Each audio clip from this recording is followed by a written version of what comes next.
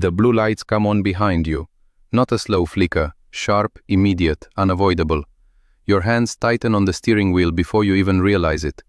You glance at the mirror again. Yes, it's you.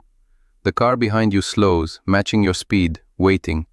You pull over, heart ticking just a little faster than normal. The engine hums quietly. Then comes that moment, silence before the knock. And then you notice something else. The officer isn't rushing. He's watching you, carefully. Let me ask you something right now. When a police officer looks at you like that during a traffic stop, what do you usually do? Do you start explaining? Do you get nervous? Do you try to act extra polite or overly casual? Drop your answer in the comments because this matters more than most people realize, and I'm going to break down something most drivers completely miss about that exact moment. Here's the thing. That careful look isn't random.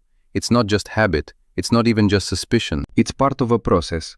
And if you misunderstand it, you can accidentally walk yourself into a situation that escalates far beyond a simple traffic stop. And yes, this is exactly how people end up in those situations where later they say, "I didn't do anything wrong, so how did this turn into such a big problem?" Let's talk about what's really happening.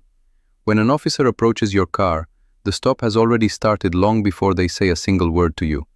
From the moment they decide to pull you over, they're observing your braking pattern, whether you drifted before stopping, how long it took you to respond, whether your hands were visible, whether you leaned toward the passenger seat, whether you reached into the glove box too early.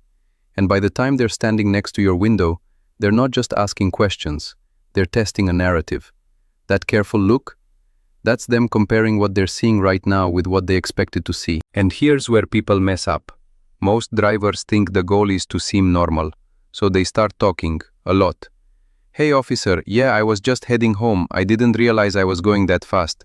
Traffic was weird back there, I was actually just..." Stop. That instinct to fill silence is one of the biggest mistakes you can make. Because when an officer looks at you carefully, they're not just listening to your words.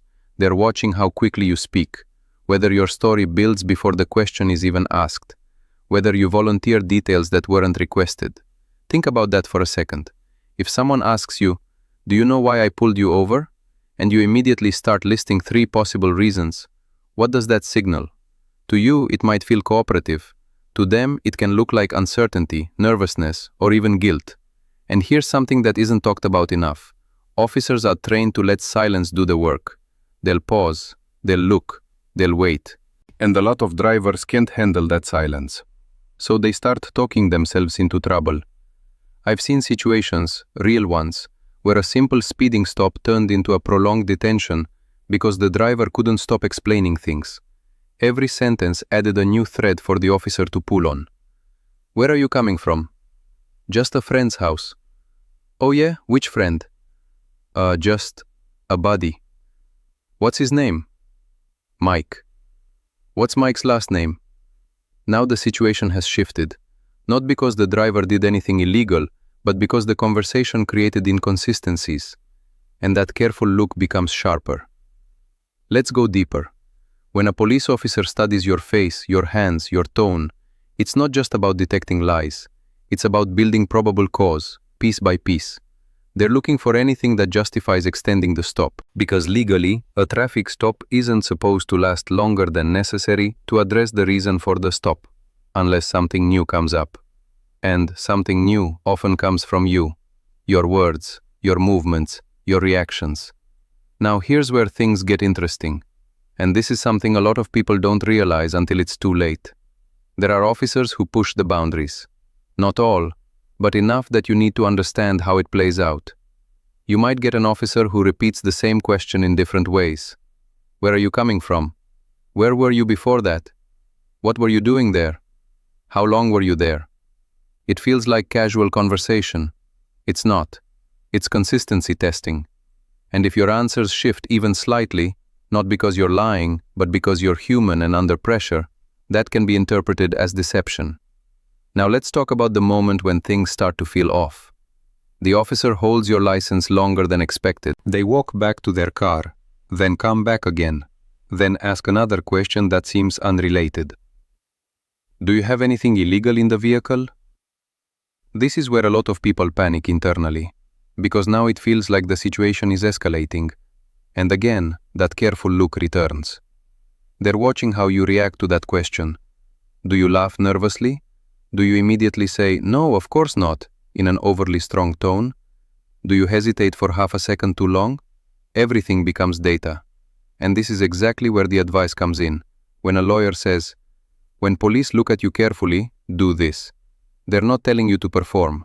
They're telling you to stop performing. Stay still. Keep your hands visible. Answer what is required, but don't expand. There's a difference between being respectful and being overly conversational. You can say, "I prefer not to answer questions," without being aggressive. You can comply with lawful orders without volunteering unnecessary details. And this balance is critical, because once you cross into over-explaining, you lose control of the direction of the interaction. Let me give you a scenario that happens more often than people think. An officer asks a driver to step out of the vehicle.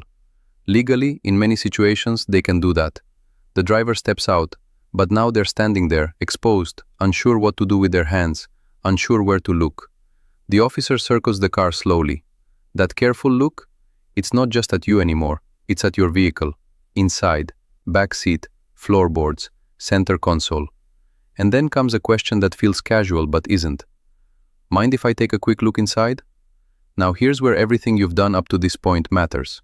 Because if you've been overly talkative, inconsistent, or visibly nervous, that request doesn't come out of nowhere. It's built on what the officer has observed. And if you say yes, without thinking, you've just given consent. No warrant needed, no probable cause required. And later, when people say, "They searched my car for no reason," what they often forget is that one small moment where they agreed under pressure. Let's pause on that for a second. Silence is not guilt, but nervous talking can look like it. There's a difference, and officers know it. Another situation, passengers. People forget that passengers are part of the stop too. An officer might walk over and ask the passenger the same questions. "Where are you guys coming from? Where are you headed?" Now imagine the driver said, "We're coming from dinner," and the passenger says, "We just left a friend's place." Boom, inconsistency. Now the officer has a reason, at least in their mind, to dig deeper. That careful look becomes more focused, and suddenly, what started as a minor stop becomes something more. Now let's talk about tone, because this is where things get subtle. If you sound irritated, even slightly, it can change the entire energy of the interaction. Not because irritation is illegal, but because it affects how the officer perceives cooperation. On the flip side, being overly friendly can also backfire. Yes, really. Because it can come across as forced. The key is neutral, calm, controlled. Not robotic, not submissive, just steady. And that's harder than it sounds when your adrenaline is elevated. Here's something most people don't think about. Officers are also reading what you don't do. If you avoid eye contact completely, that stands out. If you stare too intensely, that also stands out. If your hands move unpredictably, even if you're just adjusting your seatbelt, that gets noticed. Everything is part of the picture. Now, about that perfect lawsuit idea in the title. There are cases, real ones, where officers overstep. They prolong stops without justification. They ignore clear refusals of consent. They escalate situations unnecessarily. And sometimes, they record everything. Body cameras, dash cameras, audio, which means if they cross a legal line, that evidence can come back to haunt them. But here's the reality check. A strong legal case doesn't help you in the moment. It doesn't reduce the stress of being detained.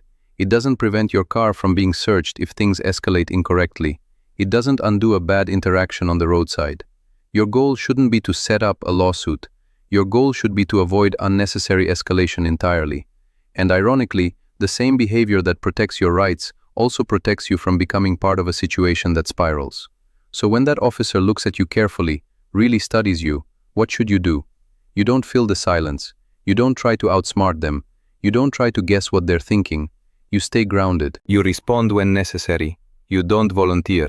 You don't rush. Because the moment you start performing, trying to act normal or innocent, you lose control of your natural behavior. And that's exactly when mistakes happen. Small ones. But small mistakes stack up. And once they do, the tone of the stop can shift in ways that are hard to reverse. You might not even realize it's happening until the officer's questions become sharper, more direct, less friendly.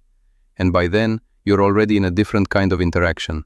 one that feels heavier, more serious, more unpredictable. And it all started with that look, that quiet moment, that pause where you felt like you needed to say something, but didn't have to. And that's the part most people don't learn until they've already been through it once.